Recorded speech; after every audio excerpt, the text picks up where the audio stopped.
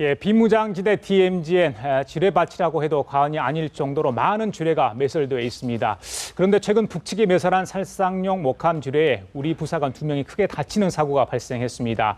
군 장병뿐 아니라 민간인도 폭발 사고의 피해를 볼 수 있다, 이런 우려가 커지고 있는 상황인데요. 정치부의 문관은 기자 나와 있습니다. 안녕하십니까? 안녕하십니까? 자, 문기자, 오늘 오전 국방부에서 브리핑을 했습니다. 우리 부사관 2명이 다쳤네요. 자, 이게 지난 4일 날 발생한 건데 목함 지뢰 때문이라는 건데 맞습니까?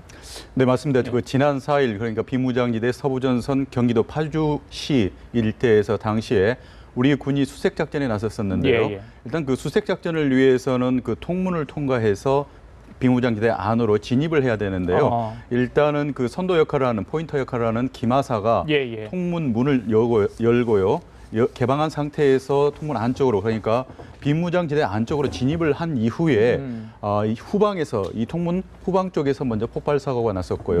또다시 전방 쪽에서 폭발, 그러니까 총 3차례 목함 지뢰로 추정이 되는 폭발물이 터져서 결국은 수색대원 2명이 결국은 그 다리에 부상을 입어서 후송되는 이런 사고가 발생했는데요. 군에서는 일주일 동안 현지 조사를 실시하고요. 또는 군사정전위원회까지 현장에 출동해서 사고 원인과 경위 등에 대해서 조사한 결과 북한에서 매설한 걸로 추정되는 목함 지뢰로 인한 폭발 사고였다, 이렇게 결론을 내렸습니다. 자, 이 목함 지뢰라는 게 도대체 뭡니까, 이게? 네, 목함 지뢰라는 것은 일단은 그 지뢰 일종인데요. 일단은 그 나무로 만든 함, 이걸 이제 목함이라 그러는데요. 통상적으로 북한에서는 매년 장마철이 되면은 임진강 그 북부 지역에 있는 데서 이 목함에다가 지뢰를 담아서 남쪽으로 흘려보내고 있습니다. 그렇기 때문에 경기도 연천 또는 이제 포천 일대 한탄강, 심지어는 강화도에서까지 계속 발견이 되고 있는데요. 이 목함에 담긴 지뢰가 결국은 농민 또는 관광객, 어민들이 건들 경우에 폭발을 해서 결국은 피해를 입는 경우가 계속 발생을 해왔는데요. 이번에는 이 목함 지뢰를 북한에서 북한의 지상군, 인민군으로 보이는 수색대원들이 군사분계선을 침투를 통과를 해서 남측 수색대원들의 통로의 입구에 바로 3발을 묻어놨는데 이 목함 지뢰가 폭발했다는 것은 그동안에 이제 북한에서는 그 민간인들을 상대한 물을 이용한 방법이, 공격 방법이 이용이 됐었는데, 이번에는 우리 정규군 수색대를 겨냥해서 이처럼 목함 지뢰를 공격했다는 것은 매우 그 공격의 범위가 넓어지고 있고 매우 다양해지고 진화되고 있다, 이렇게 볼 수가 있고요. 이에 대해서 우리 군에서는 굉장히 큰 대책 마련이 시급한 실정입니다. 그렇군요. 자, 말씀드리는 사이에 우리 이명선 통일방송 대표 나오셨는데요. 자, 임 대표님, 깜짝 놀랐습니다. 근데 안타깝게 2명이 또 부상을 했어요. 우리 부사관 2명이 걱정이 됩니다. 이게 뭐 단 우리 군뿐만 아니라 민간인도 이 목함 지뢰에 노출되지 않을까 걱정이 되는데, 이 전방부대 북한군이 목함 지뢰를 설치를 했다, 지금 이게 이제 군 주장 아니겠습니까? 확실하게 맞는 거겠죠?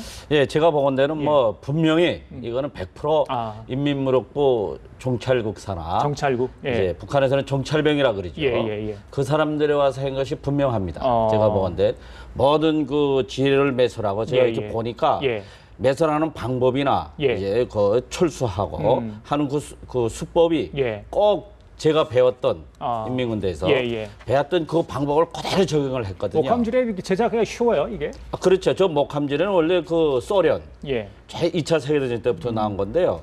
북한이 이번에 북한에서는 저 목함 지뢰뿐이 아니고 더 현대화된 지뢰도 그 개발된 것이 있거든요. 그런데 이번에 저 목함 지뢰를 가져다가 매설한 거는 그런 것 같아요. 북한에서 분명히 이제 그 사고, 이제 국군 병사가 다칠 것뿐 아니까 후에 빈자되기 위해서 그거는 또 내려온 거다. 또 내려온 걸 한 걸 너희들이 또 왜 조작하냐. 다른 지뢰도 있는데 목함 지뢰를 매설하는 이유가 분명히 그 구실을 사전에 이제 이런 문제가 발생할 걸 알고 한 것이 분명합니다.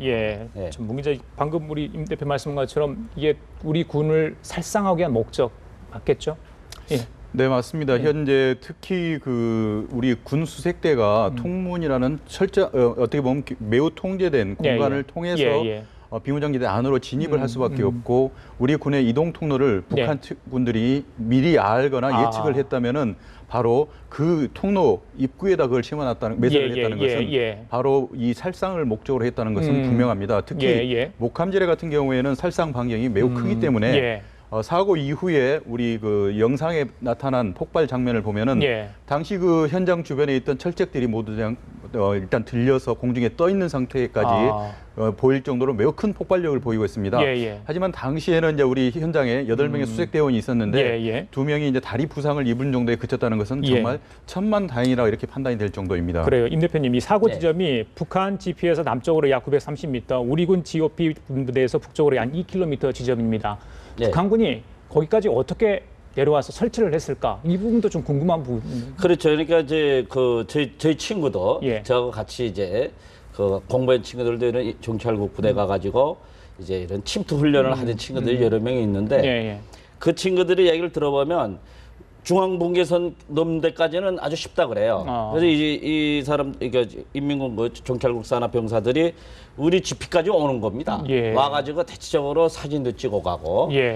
그 군인들 얘기하는 거를 몰래 이제 도청돼. 그 증거자를 가져가야 되니까요. 근데 그 오는 과정에는 이제 남쪽의 경계가 강화될 때는 그 숲속에서 하루 이틀이고 잘 때도 있는 거예요. 그러니까 이번에 저 사건을 보면 북한에서 이미 철저한 뭐 한두 달이 아니고 상당 오랜 기간 동안 이제 작전 계획을 세워가지고 저 정찰병이 분명히 3명이 왔을 겁니다. 3명은 왜 그렇게 추정을 하시는 겁니까? 원래 그 작전 그 조가 그렇게 돼 있어요. 3명이 오고 뒤에 한 그 보조 조가 또 있을 겁니다.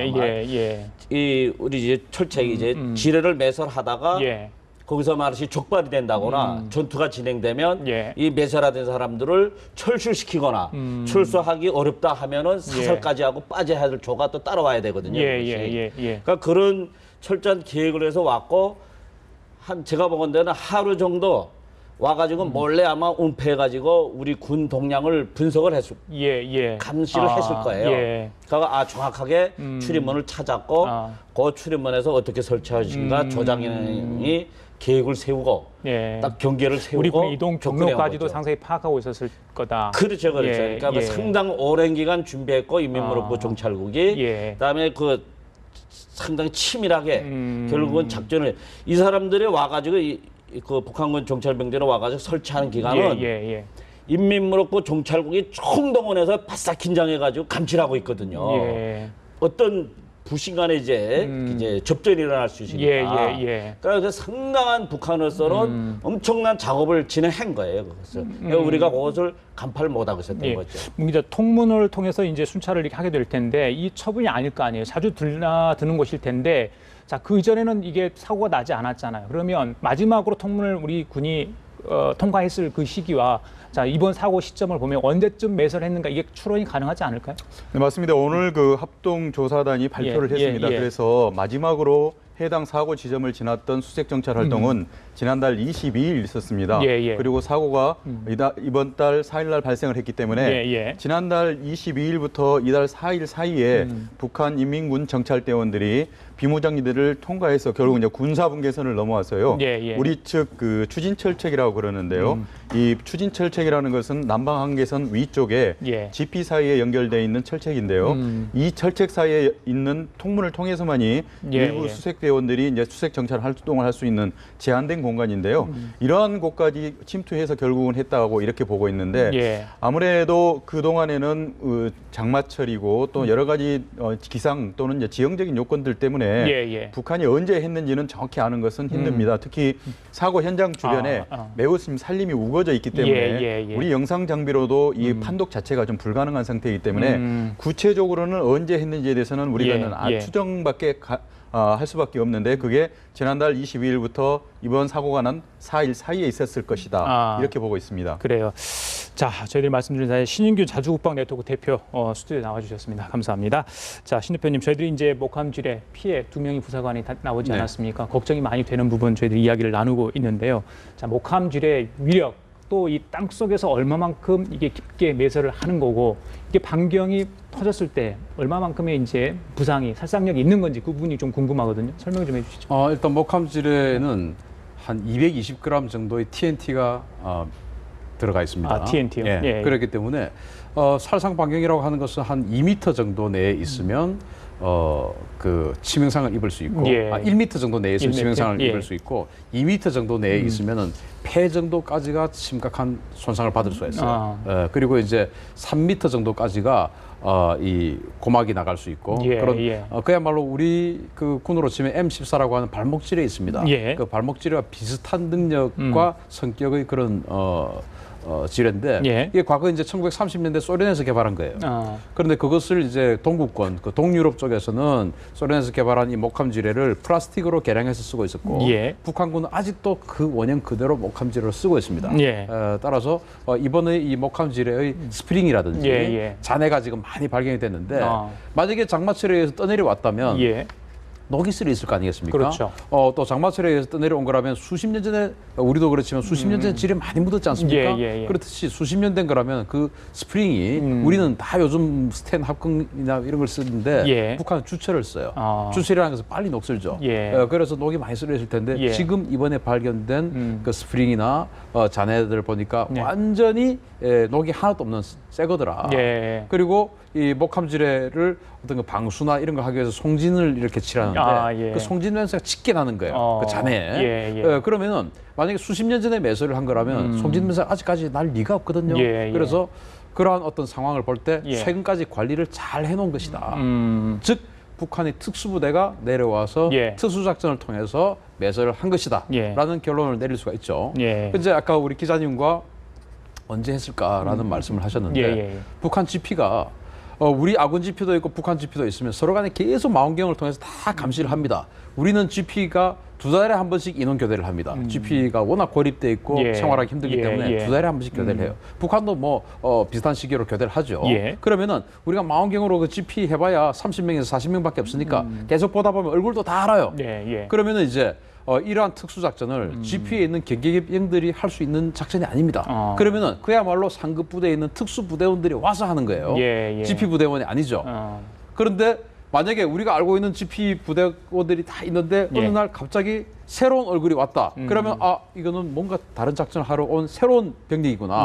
라고 해서 이거 특수병이다. 해서 우리가 경계를 할 수가 있겠죠. 그런데 북한도 우리처럼 GP 부대원을 교대를 하는데 7월 25일 날 우리 이 사고 지점의 전방 930m 전방에 있는 북한 GP의 병력을 전면 교대를 7월 25일 날 한 거예요.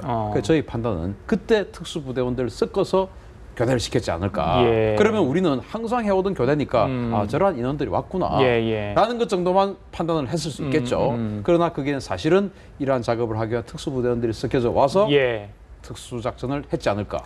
그럼 이것을 보면 2010년도 3월 26일 날 있었던 천안함 폭침, 11월 23일 날 있었던 연평도 포격 도발에 이은 세 번째의 무력 도발이다. 국지적 무력 도발이다. 라고 이야기, 포탄 3개 터진 겁니다. 우리 아군 측에다가 포탄 3발 터뜨린 겁니다. 사고 지점에는 그 예전에 뭐 한국 전쟁에 남아있던 불발단 지뢰랄지 이런 것들이 많죠. 많지만 여기는 우리 그 아군 그 1사단입니다. 육군 1사단의 4단 수색대대 수색대대원들이 계속 수색 작전을 하러 들어가는 문이고 통로입니다. 통로. 그렇기 때문에 이 통로 지점은 전부 다 우리 아군이 심었던 지뢰라든지 북한이 심었던 지뢰라든지 사실 거기는 계속 공방이 있었으니까 그런 것들은 다 제거가 된 상태죠. 그건 자주 탐지를 할 거 아닙니까? 제거 작업을 할 건데 왜 그러면 이게 며칠 동안 발견을 못했을까요? 그것도 최근에 탐지 작업을 했습니다. 그래서 다 제거를 했죠. 그 지역에. 그런데 발견을 못한 것은 일단 목함 지뢰 자체가 소련이 개발을 할 때 이 지뢰 탐지 장비는 금속을 탐지하지 않습니까? 그런데 나무 케이스가 되다 보니까 금속 탐지기에 잘 반응이 되지 않죠. 그러나 안에 있는 스프링이나 공이 같은 경우는 금속이기 때문에 탐지가 될 수 있는데 일단 나무로 쌓아놓았고 그리고 그걸 흙으로 덮기 때문에 잘 탐지가 안 돼요. 그러나 그렇다 하더라도 사실은 이 금속 지뢰 탐지 장비가 있으면 이러한 것들을 완벽히는 아니라도 어느 정도 탐지는 할 수가 있겠죠. 이게 밟아서 이게 움직인다면 불과 한 뭐 땅속 한 10cm 내외로 매설을 할 것 같은데 작동 원리는 어떻게 돼요? 이게 밟게 된다면? 이제 이 목함 지뢰가 어떻게 생겼냐면 그 우리 식당에 가면 수저 이렇게 놓아주는 수저통 있지 않습니까? 그 수저통하고 그 한 3분의 2 정도 크기입니다. 그 수저통과 똑같이 생겼는데 3분의 2 정도 크기예요. 그 수저통 뚜껑을 요만큼 열어놨다고 생각하시면 됩니다. 열어놓은 것을 밟으면 어떻게 됩니까? 안에 스프링이 들어있어가지고 그 스프링이 공기를 치죠. 화면에 보시면 국방부에서 공개한 이 목함 지뢰인데 이제 그 수저통 뚜껑을 밟으면 안에 있는 스프링을 누르게 되죠. 그래서 저길 공인데 저 공이가 220g의 폭약을 TNT. 치게 되죠. 그러면 이제 터지게 되는 겁니다. 그런 원리인데 말씀하신 것처럼 남현호 앵커 말씀하신 것처럼 한 10cm 내외 정도 묻어놨을 거예요. 그러면 지뢰 탐지 장비를 가지고 들어가면 탐지할 수도 불가능한 건 아니죠. 아무리 나무로 쌓아놨다고 해도. 그러면은 여기서 이제 뭐 제가 이런 말씀드리기 좀 곤란하지만 책임 소재 분명히 나올 겁니다. 그렇죠. 자, 그러면 이 팀들이 지뢰 탐지 장비를 가지고 들어갔느냐 안 들어갔느냐? 안 가지고 들어갔습니다. 그런데 여기가 이제 1사단이고 이 상급부대 1군단입니다. 1군단에서 6월 달에 예하부대에다가 공문을 다 내렸어요. 지금 이제 장마철이 시작됐으니까 항상 있던 것처럼 유실된 목함 지뢰가 내려올지도 모른다. 그러니까 수색 작전을 들어갈 때는 반드시 이 지뢰 탐지 장비를 가지고 들어가서 안전에 만전을 기하라라는 공문을 내려보냈어요.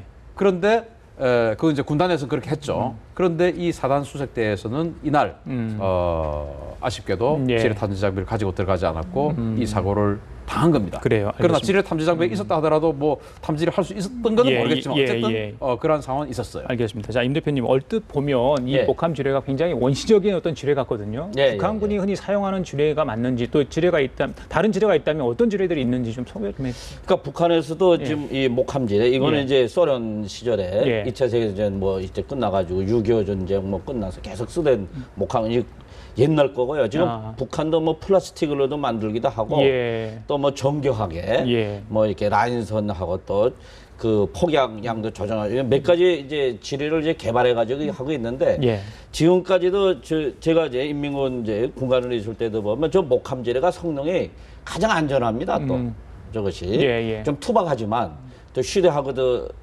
힘들고 좀 설치하기도 좀 불편한 적이 많지만 성능이 좋기 때문에 북한은 저걸 계속 생산하고 있거든요. 저 목함 지뢰는 저 나무를 송진 가마에다 삶는 겁니다. 나무 재료는 뭐 원재료는 뭐 소나무입니까? 그러면? 그렇죠. 뭐 소나무 뭐 그다음에 그 이제 그 러시아에서 들어오는 이제 뭐 벚나무 이런 걸 그 송진 가마에다가 꼭 삶기 때문에 이번에도 터지는데 송진 냄새가 진동한다고 하지 않습니까? 저 나무를 송진 감에 삶았기 때문에 그러는 거예요. 저것이 이제 부패가 되지 말라고요. 그러니까 이제 이제 목함 지뢰를 이제 북한에서도 뭐 현재도 이제 사용하고 있는 지뢰다 하니까 인민군 정찰국 산하에서도 지금 저걸 가지고 이제 우리 여기다가 분명히 국군을 살살용으로 설치를 한 거거든요. 근데 제 생각에는 제일 중요한 거는 저런 행위를 김정은이가 그럼 몰랐겠느냐? 그럴 수가 없거든요. 저거는 철저히 김정은이 지시, 사인 없이는 할 수가 없는 행위입니다. 지시 내지 최소한 나중에 보고를 받았겠죠. 그렇죠. 그러니까 이제 인민무력부장이나 총참모장이나 정찰국장이나 군단 뭐 하다못해 하국 군단장이라도 저거를 제멋대로 저렇게 남한적이어서 남한 국군을 살상하기 위한 의도적인 작전을 할 수가 없어요. 김정은의 사인을 받고 아마 저거를 무사히 설치하고 가서도 아마 정찰국장은 보고했을 거예요. 김정은에게 성과적으로 작전을 마쳤다. 보면 김정은은 알고 있었을 거예요. 알겠습니다. 그러니까 이것이 이번에 그 김정은이가 이여 여사 뭐 방북 문제 이런 거 우리는 남쪽에서는 뭐 그걸 아직 잘 짚질 못하고 있었지만 김정은은 알고 있었지 않냐 하는 생각이 분명히 드는 거죠. 우리 국방부도 강력히 성토를 하지 않았습니까? 이게 살상 행위라면 정전협전 위반 아닌가요? 네, 맞습니다. 이제 비무장지대 내에서는 개인 화기, 그러니까 권총이나 개인 소총 정도 이외에는 현재 모든 그 상대방의 살상을 가할 수 있는 무기를 사용하거나 설치하는 것은 금지가 되어 있습니다. 그러한 이유 때문에 이제 국방부 전비태세 검열단뿐만이 아니라 유엔 사령부에 있는 군사정전위원회 특별조사팀이 이번에 현장 조사를 실시를 했습니다. 이러한 것들이 무력 도발을 금지한 정전협정을 위반했다는 사안을 명확히 이제 확인이 되면은 북한에 엄중 항의를 할 생각이고요. 북한에 여러 가지 조치를 취할 걸로 보입니다. 아울러서 우리 군은 이번 도발에 대해서 북한이 반드시 이 도발 자체를 사과를 해야 된다. 아울러서 이러한 책임자 처벌을 해야 되는데 앞으로 이렇게 수차례 경고가 있는데도 북한의 도발에 대해서 많이 계속이 된다면은 아주 혹독한 대가를 치르겠다. 이런 성명을 오늘 공식적으로 발표를 했습니다. 그렇기 때문에 이번 그 DMZ 내 목함질의 폭발 사고를 둘러싸고도 남북 간에는 굉장히 긴장이 조성될 가능성이 크고요. 아무래도 이제 일주일 앞으로 다가온 한미연합 군사훈련, LG 프리덤 가디언 이런 훈련들과 맞물려서 군사적 긴장 상태가 더 고조되지 않을까 이렇게 좀 내다보고 있습니다. 알겠습니다. 자, 지금까지 신인규 자주국방 네트워크 대표, 이명선 통일방송 대표 그리고 정치부 운관영 기자와 함께 얘기 나눠봤습니다. 세 분 고생하셨습니다. 예. 고맙습니다.